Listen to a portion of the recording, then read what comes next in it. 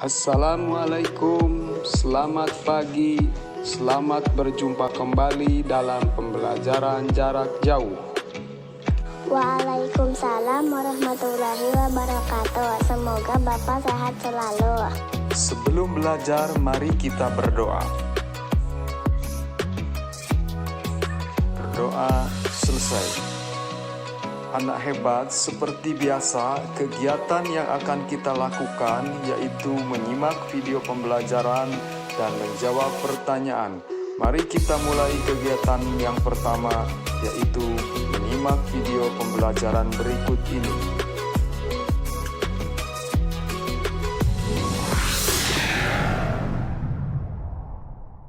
Apakah kamu sering mendapat kesempatan untuk memimpin?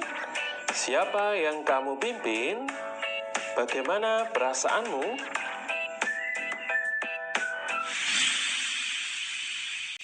Sekarang mari kita baca sebuah cerita yang berjudul Deda dan 5 Butir Kentang. Dahulu ada seorang pencari kayu bakar bernama Deda. Dia hidup bersama istri dan ketiga anaknya. Mereka keluarga miskin yang tinggal di gubuk sederhana. Sudah seminggu ini turun hujan. Deda pun tidak dapat pergi ke hutan mencari kayu bakar. Istri Deda berkata, "Suamiku, persediaan makanan kita hampir habis. Di sini hanya tersisa 5 butir kentang. Itu pun tidak cukup untuk makan kita sekeluarga." "Aku tahu, bersabarlah. Semoga besok tidak hujan dan aku dapat pergi bekerja. Sisa kentang yang ada biarlah untuk makan anak-anak saja," kata Deda. Menjelang sore, ada seseorang yang mengetuk pintu rumah Deda. Setelah dibuka, ternyata ada seorang pengemis tua. Dia basah kuyup kehujanan. "Aku sudah berhari-hari kehujanan. Aku juga kedinginan dan kelaparan. Bolehkah aku minta sedikit makanan?" tanyanya. Deda kasihan melihat si pengemis, tapi dia juga tidak mempunyai banyak makanan. Deda bermusyawarah dengan istri dan anak-anaknya. Akhirnya mereka bersepakat untuk memberikan sisa makanan kepada si pengemis. "Baiklah, kami akan memberikan 5 butir kentang itu kepadamu. Kami sangat kasihan melihatmu," kata Deda kepada si pengemis. "Tunggulah sebentar, aku akan memasaknya dulu," kata istri Deda. Setelah matang, kentang pun dihidangkan. Si pengemis makan 4 butir kentang. Kini kentang yang tersisa tinggal 1. Sebelum pergi, dia berpesan, "Jika kalian mau makan, irislah kentang ini menjadi 5. Pasti cukup untuk makan keluargamu." Deda kemudian mengiris kentang itu menjadi 5. Ternyata kelima irisan kentang itu berubah menjadi 5 butir kentang. Jika sebutir kentang diiris 5 lagi, maka tiap irisannya akan menjadi 5 butir kentang lagi. Begitu seterusnya. Kini, Deda dan keluarganya tidak pernah kekurangan makanan lagi.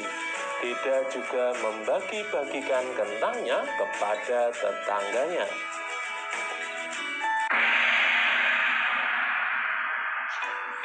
Bersama kelompokmu, identifikasilah penerapan nilai-nilai Pancasila yang ada pada cerita Deda dan 5 butir kentang di atas.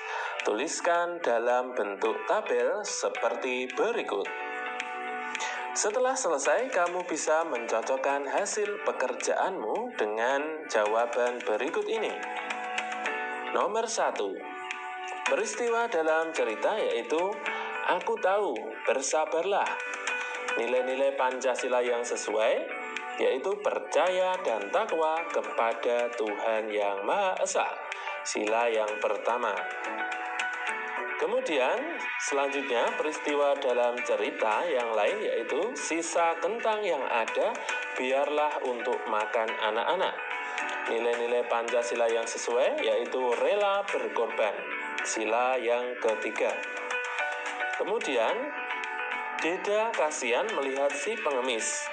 Nilai-nilai Pancasila yang sesuai yaitu mengakui dan memberlakukan manusia sesuai dengan harkat dan martabatnya. Ini termasuk sila yang kedua. Kemudian, peristiwa dalam cerita yang lain yaitu Deda bermusyawarah dengan istri dan anak-anaknya. Nilai-nilai Pancasila yang sesuai yaitu mengutamakan musyawarah dalam mengambil keputusan. Ini adalah isi dari sila yang keempat.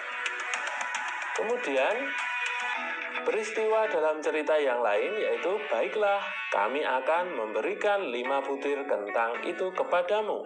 Nilai-nilai Pancasila yang sesuai yaitu memberi pertolongan kepada orang lain.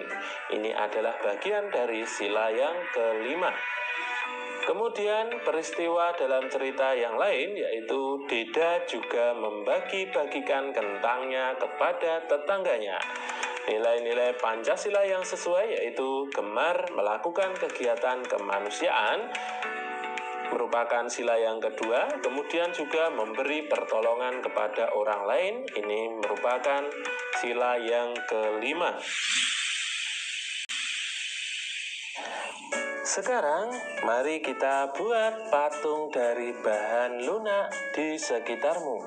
Kamu dapat menggunakan tanah liat, bubur kertas, lilin, sabun batangan, atau plastisin. Buatlah bentuk seperti yang kamu inginkan.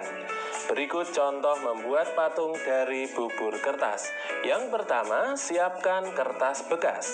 Yang kedua, rendam kertas kira-kira selama 24 jam sampai lunak. Yang ketiga, buatlah kerangka menggunakan kawat. Besar kecilnya kawat menyesuaikan besar kecilnya patung yang akan dibuat. Yang keempat, kertas yang sudah lunak dapat ditumbuk lagi, lalu diperas dan dicampur dengan lem kanji sampai berbentuk seperti tanah liat. Yang kelima, tempelkan bubur kertas pada kerangka kawat sesuai dengan bentuk yang diinginkan. Yang keenam, untuk mendapatkan lapisan luar yang halus, lapislah dengan kertas yang berwarna putih dengan lem. Yang ketujuh, jemur patung di bawah sinar matahari. Kemudian setelah kering, warnai patung dengan cat kayu atau cat tembok sesuai warna yang kamu sukai. Nah, anak cerdas, demikian materi pembelajaran 4, subtema 3, tema yang ke-7. Selanjutnya, tugas kalian menjawab pertanyaan pada setiap kolom pembelajaran 4 berikut ini.